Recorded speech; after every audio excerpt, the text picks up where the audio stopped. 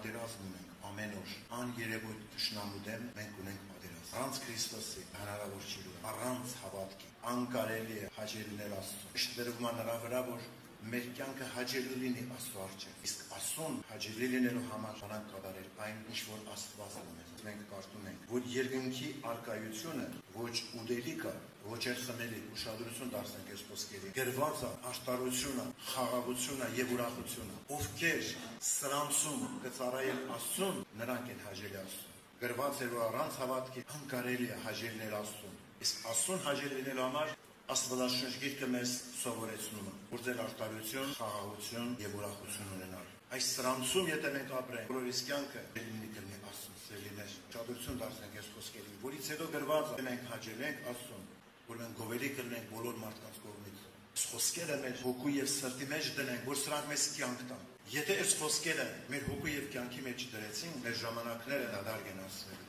Եթե մենք հավատում ենք, որ Աստված կա գրված է, որ մոտենում ենք նրան հավատանք, որ նա կա, եւ նա խնդրողներին է բարձրացնում լինում։ Եթե այս խոսքերը մեր համար կյանք չի դարել, մեր աղոթները բոլորը վերացական կը։ Սաղմոս 51:12-13-ի մեջ կարդում ենք, որ Դավիթը Աստծո առաջ է եւ աղեստանք էր անում Աստծուն, որ Աստված վերականգնի իր ուրախությունը, այն թպրկությունը, որ ինք ունի, խնդրում է, որ Աստված ողորմություն անի, որ այն խաղաղությունը, այն ուրախությունը, այն փրկությունը, որ ունի, դա վերականգնի իր կյանքի մեջ։ Ինչը Դավիթը ուրախ մարդ չէր, երկրի վրա,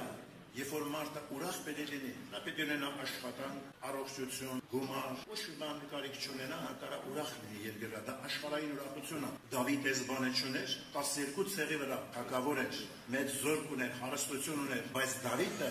լացով Աստծո առաջ էր եկել, խնդրում աղերսում էր Աստծուն, որ դարձյալ փրկության ուրախությունը դա ինչն էր, կորցրել էր երկնային ուրախությունը։ Եթե մարդ կորցրեց երկնային տեսիլքը, նա ապրելու իր գաղափարով, նա ապրելու իր մտքով, նա ապրելու իր հասկացածով, բայց երբ որ մարդ հրաժարվում է դրանից, նա ապրելու է այն խոսքերով, որ Աստված նրան կերակրում է երկնքից։ Սամվել մանուկը ինքը հաջել էր Աստծո, գրած է, եւ Սամվել մանուկը մեծանում էր, հաջել էր եւ Աստծուն, եւ մարդկանց, որտեղ իր հայացքը Աստծուն էր, եւ ինքը օրեցօր մեծանում էր Աստծո խոսքի մեջ, դրա համար էր ինքը հաջել է Աստծուն եւ գովել էր մարդկանց կողմից։ Սրա մասին մենք երբեք մտածում ենք, շատ անգամ շատերը մտածում են, ուրիշի կարծիքներ ինձ երբեք չի հետաքրքրում։ Սիրելիներ, ուրիշի կարծիքը չի հետաքրքրում, երբ որ մենք հալածվենք ու նախատվենք հավատքի համար, ուրախանանք ու ցնցանք, բայց երբ որ չլինի հոգևոր կյանք, եւ որ մենք սխալներ ունենանք եւ մարդիկ մեր համար խոսեն,